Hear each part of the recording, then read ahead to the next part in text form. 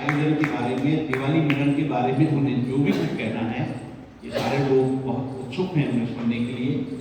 Doctor Mamta Khede.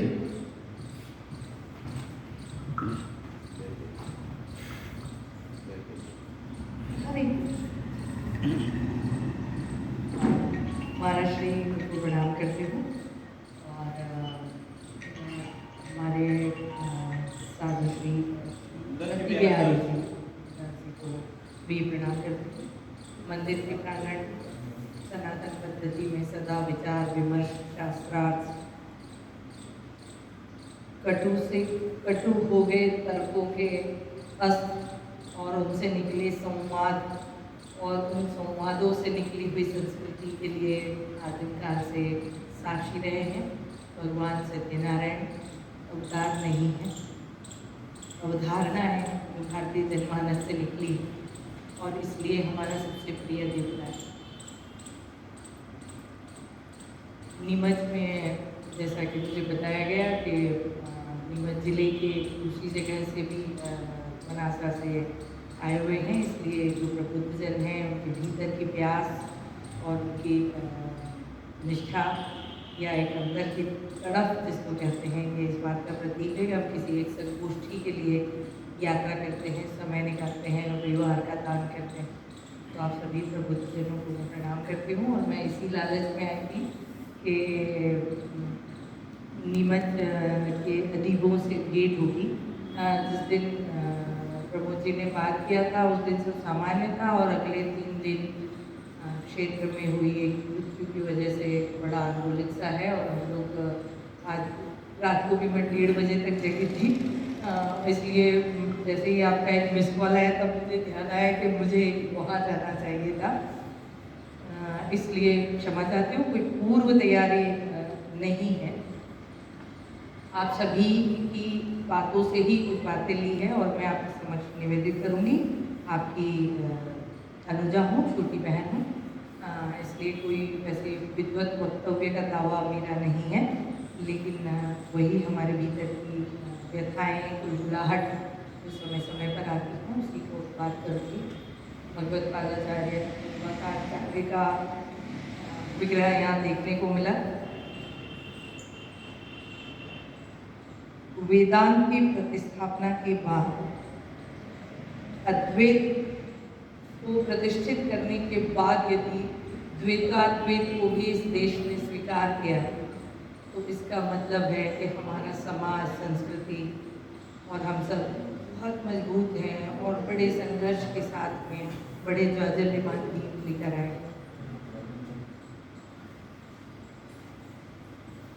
एक छोटा सा मज़ेदार बात है, मैंने यहीं बैठे बैठे सोची थी कि समाज, संस्कृति और मैं कि हम लोगों ने सबने अलग अलग व्याख्या की, मैं भी एक छोटा सा अंतर ध्वन्यार्थ दूंगी, अहमता। ये जो पूरी फेरी है ना उसमें सुई ही मैं है, जो समाज और संस्कृति की लच्छेदार फेरी के भीतर जो सुई है वही मैं, अहमता, अहंकार। क्योंकि जैसे भाई श्री कह रहे थे कि आध्यात्मिक अर्थ में जब तक आप स्व की स्थापना नहीं कर लेते, स्व की पहचान नहीं कर लेते, तब तक आप समष्टि तक नहीं जा पाएंगे। जब मैं कौन हूँ ये नहीं समझेंगे तब तक वो कौन है और उससे मेरा क्या रिश्ता है वो मैं नहीं समझूंगी। पूरा वेदांत देश की सदियां इस चिंतन से भरी पड़ी हैं कि मैं कौन हूँ और उससे मेरा क्या रिश्ता है। तो ये आध्यात्म स्तर की बात है, लेकिन हम जब समाज के स्तर पे उतरते हैं तो 2 चीज़ें आती हैं। संस्कृति, समाज अपेक्षाकृत एक भौतिक वस्तु है और संस्कृति अपेक्षाकृत आध्यात्मिक वस्तु है। हम लोग अरण्य संस्कृति से आए, वेद पूरा बन गया, उसके बाद भी मेरे उपनिषद का ऋषि कहता है अथातो ब्रह्म जिज्ञासा। इसलिए ये आज़ादियों का देश है, ये खिलंदड़ों का देश है।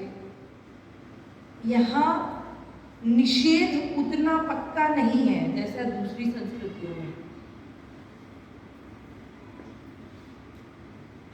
असमधियों को पूरा सम्मान देते हैं, वो चारवाक जो कि आपको चुनौती देता है कि तेरा तो ब्रह्म ही नहीं है, पुनर्जन्म ही नहीं है, वापस कैसे पैदा होगा, ये जो पैदा हो गया सो हो गया, खा पी सो जा मर जा मजे ले, उसको भी हमने ऋषि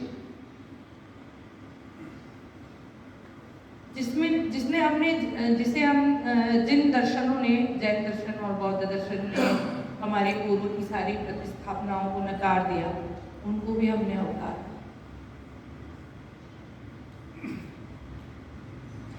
जैसे कि अभी चिंताएं व्यक्त की गई कि बच्चियां पढ़ लिख गई, इसलिए परिवार टूट गए। मैं आपको बताऊं कि मेरे देश में वाक थी जिसने अपने सूक्त में कहा, आम्रण ऋषि की कन्या, इसने ये कहा कि मैं युद्धों का नेतृत्व करती हूँ, मैं इंद्र और वसुओं के साथ विचरण करती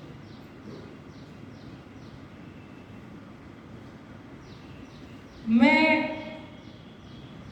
सोम का आवाहन करती हूँ और मैं यज्ञ के पुरोधाओं को दान देती हूँ और यज्ञ के लिए सुविधाएं पैदा करती हूँ। इस स्तर की नेत्री जो है भारतीय समाज के बहुत प्रारंभिक युग में, और उसको समाज ने स्वीकार किया। कभी कोई मैत्रेयी आकर खड़ी होती है और याज्ञवल्क्य से कहती है कि धन का बंटवारा दो पत्नियों के बीच में करके तुम जिस सुख को लेने के लिए जा रहे हो, वो सुख क्या, ये जो धन तुम दे के जा रहे हो उससे मुझे मिले? याज्ञवल्क्य सन्न रह जाते हैं कि नहीं देवी, इसीलिए तो इसको छोड़ के जा रहा हूँ। तो फिर बोले अब मुझे क्यों छोड़ के जा रहे हो, जब ये धन इतना मामूली है, इतना निकृष्ट है कि वो उस सुख को नहीं दे सकता और उसको छोड़ के तुम चले जा रहे हो, तो मैं तुम्हारे साथ चलूँ। उन्हीं याज्ञवल्क्य से राजा जनक की सभा में गार्गी पूछती है, सारी गायें तुमने हाँक ली हैं, तो अपने आप को इतना बड़ा पंडित समझे हो, मेरे प्रश्नों का जवाब तो दे दो। राजा जनक की सभा में राजा की और ऋषियों की आज्ञा से गार्गी असंख्य प्रश्न याज्ञवल्क्य से पूछती हैं और याज्ञवल्क्य क्रमशः जवाब देते। ये उस समय का समाज। शकुंतला अपने मन से वरण करती है और वरण किए हुए से ठुकरा देने के बाद उस समाज के सामने अड़ के खड़ी हो जाती है कि ये राजा जिसने धोखे से मुझसे विवाह किया और ठुकरा के चला गया, लेकिन इसको मेरा वरण तो करना पड़ेगा। और कर्ण की ऋषि सत्ता भले बहाना मुद्री हो और मुंद्री जो है वो हमारे सारे कवि रूढ़ियों का केंद्र बिंदु बन गई हो, लेकिन क्या कर्ण की सत्ता नहीं होती तो शकुंतला को उसका मान मिलता या इस भारत देश को हमारा केंद्रीय नेतृत्व मिलता?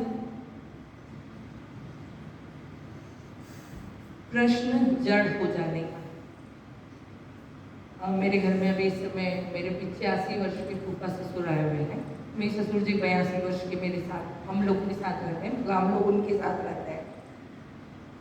कल ही हम लोग कठोपनिषद पर चर्चा कर रहे थे।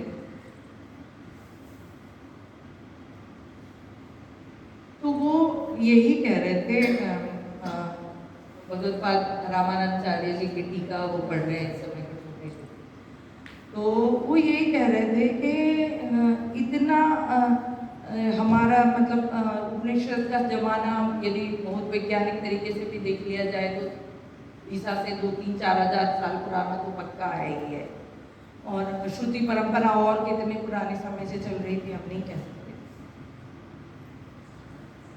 तो जिज्ञासु थे, इतने प्रश्नात्मक थे, बातों को तर्क की तुला पर तोलते थे, फिर हम जड़ क्यों हो गए? जब हम उस हिरण्यगर्भ की संतान है जिसके एक विस्फोट से पूरी सृष्टि बनी और उसी से अलग अलग लोग बने, तब हमें भेद की रेखाएं क्यों पड़ी, हम समझता को क्यों भूल? समाज के और संस्कृति के मूल प्रश्न यही आते हैं जिस दिन हमने अपने आप को तर्क की तुला पर तोलना छोड़ दिया। बच्चे हमारी बात क्यों नहीं मानते? इसलिए नहीं मान रहे क्योंकि वे हमसे ज़्यादा मेधावान है। स्वीकार करने में थोड़ा कष्ट होता है, लेकिन वे हमसे ज़्यादा बुद्धिमान। जब हम अपनी बात को उसकी बुद्धि की तलवार के सामने नहीं टिकने देते और थोपने लगते हैं, उस समय वो हमको अस्वीकार कर देते हैं। मूल प्रश्न ये हुआ कि हमने हमारी पोथियों को, हमारे ज्ञान को, हमारी किताबों को, हमारे वेदों को, उपनिषदों को लाल पोथी में बांध दिया और उस पर लाल फूल चढ़ा दिया और बंद करके नियम के हिसाब से पूजा करते हैं। अब हमारे भागवत पाठी महाराज जी भी उसको जब निकालते हैं ना, तो कथा ज़्यादा करते हैं कि वो फलाने की बहू ने उसको ऐसे कर दिया था इसलिए ऐसा हुआ। निंदा में ज़्यादा आनंद है। कितनी कथाएं मूल श्लोकों को लेकर पढ़ी जाती हैं, या कितने वाचक या कितने श्रोता उन मूल श्लोकों से प्राप्त अर्थ को गिनते हैं या गुनते हैं।